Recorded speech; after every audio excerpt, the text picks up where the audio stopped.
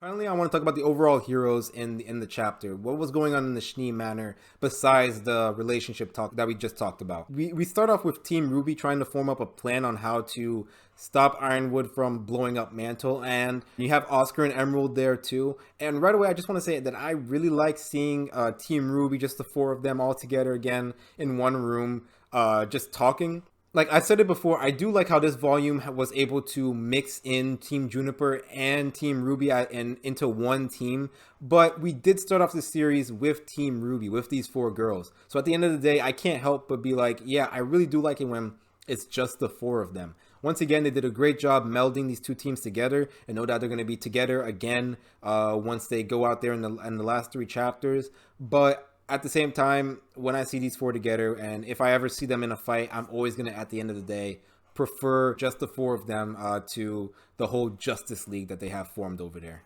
Also, another thing in this chapter, like it's very evident that Oscar is developing a lot more of Ozpin's mannerisms. Like you got the hands behind the back, you have the him always like holding his cane and like using it like this, like usually how Ozpin did it. They didn't bring any attention to it, but it is clear because Oscar used that big blast of magic from the cane that he is becoming more and more like Ozpin. And once again, they didn't mention it, they didn't say anything, which I like, but it is evident that he's becoming more and more like Ozpin and or like Ozma, and it's only a matter of time before he fully becomes Ozma.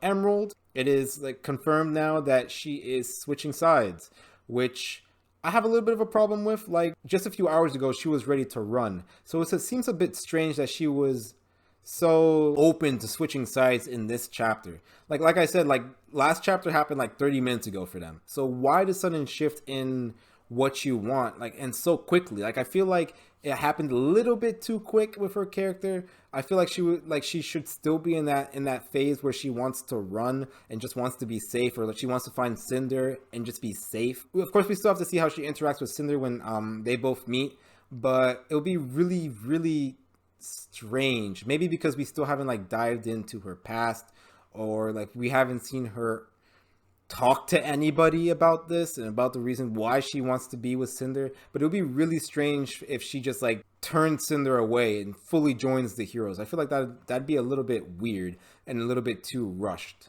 But we're gonna have to wait and see in the last three chapters. And then we get that cool like Penny escaping scene, or trying to escape in the Manor's driveway. And honestly, I didn't notice that the driveway was a really good spot for a fight. Like I really like the scenery that they were in, and I kind of wish that we had more action scenes in that spot, because it looked really nice. But yeah, the whole scene looked great. Again, the sunrise does make the whole area look really nice and really colorful. And then you have like everybody trying to tie Penny down, trying to have her not escape, so she can go to the relic. And I noticed that when Weiss uses her glyph, her gravity glyph, there's a little bit of purple in the glyph. Something I didn't notice before. I don't know if it was there before or if it was just added, but if so, then it was a really nice touch. I really like it. And then you have RWBY asking what she can do, and Penny says to kill her, and she will give her power to RWBY. And this is a really interesting to say because well, a lot of people theorize that Nora would end up with the power back in Volume 7. Of course, that was back when people were wondering if the old woman was Nora's grandmother. But still, there's a good chance that Penny might end up doing this, and she might die for real this time, and she might pass her powers to Nora. I don't know how I feel about Penny dying, because, like, I guess you can be like, oh, sacrifice is a part of humanity for some, or something like that. But like with her like starting to become more and more of her own person, having her die right there and then and again, I feel like would be like, I don't know, just like the scene would have to be really good for me to be behind it, because I feel like we went through this whole journey with her, and to have her die right there and then, which I guess is maybe it's just me not wanting Penny to die, but yeah, I'm really interested to see if they are going to actually take that route, or if Penny is going to end up, staying as the Winter Maiden. The whole thing is worked out when John uses his semblance to boost her aura, which boosts her soul, which, as we know, her soul is the thing that is battling the virus. So that with her soul growing stronger, she's able to gain more control of her body. Penny is. So I really do like the creative uses of semblance in this volume. Like we had Ren use his semblance for trying to find Oscar, and then now you have John using his semblance, something that started out as just like a booster to heal and to upgrade somebody's semblance, now is used to upgrade some, or not upgrade, but like make somebody's soul grow stronger, make Penny's soul grow stronger, which ends up battling a virus. Like, that's something completely out there and creative that I didn't even think about. And I really like how you can take, like I said in my other breakdown back in chapter 9, that you can take like a base semblance and make it do something completely different and completely new. Like, I really like that use of the semblance. Another thing they could have done is have like RWBY like turn Penny into atoms and then just like circle around the area until somebody came up with a better plan. Like, I know she couldn't be able to hold that thing forever, but like, you know, just another idea that they could have possibly done. So everything is calmed down now, and Ospen comes to talk to everybody. I really like how Oscar asked for permission from everybody. Make sure it's cool that Ospen was there. Like, you know, you have Ospen asking Oscar for permission, and then you have Oscar asking everybody for permission. And Ospen mentions the girl who fell through the world again, which is something that's been mentioned twice now. It's really interesting, especially since she mentioned how she traveled to a different world.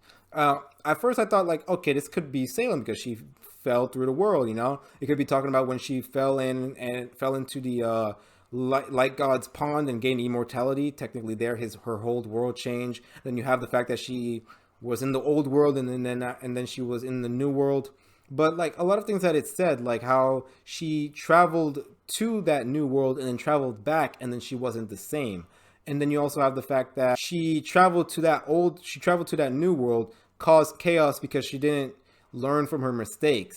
And then I imagine traveled back and then, you know, was miserable. Like, it's just something about that, like, seems a little bit different from Salem's story. Like, of course, fairy tales can, like, you know, shift and turn and be a little bit different. But I'm wondering if there's a hint there for, like, a future character or a future, like, area, like a world, a pocket dimension, maybe.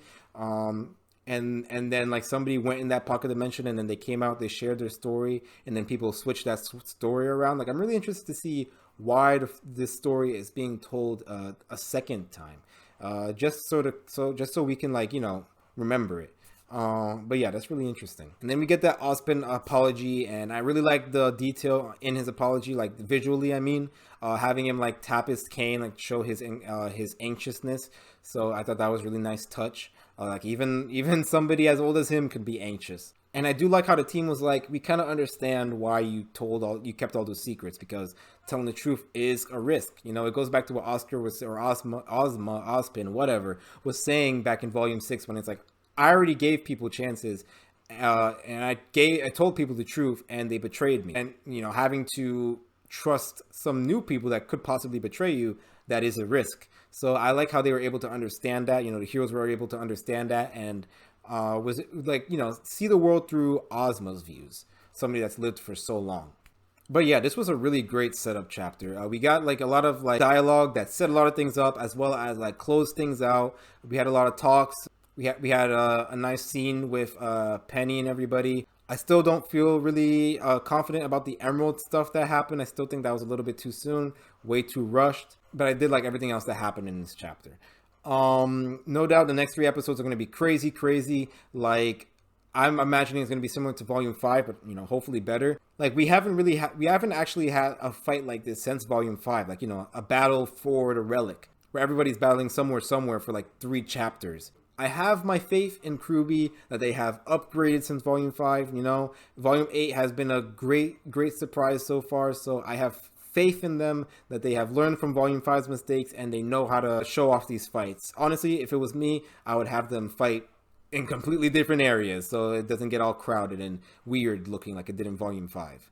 But yeah, everybody's converging through to the school entrance, even Neo, Cinder, and Watts, who happen to hear RWBY and Ironwood's conversation. Everybody's gonna meet up there. There's gonna be a fight there. I forgot if some of the Aesop have to go where the bomb is. I don't think so. I think they just have to bring some androids there. So I think everybody's gonna be at the school entrance. So it's gonna be interesting to see. I'm really excited for the next couple chapters, and I'm really excited for the chapter coming out.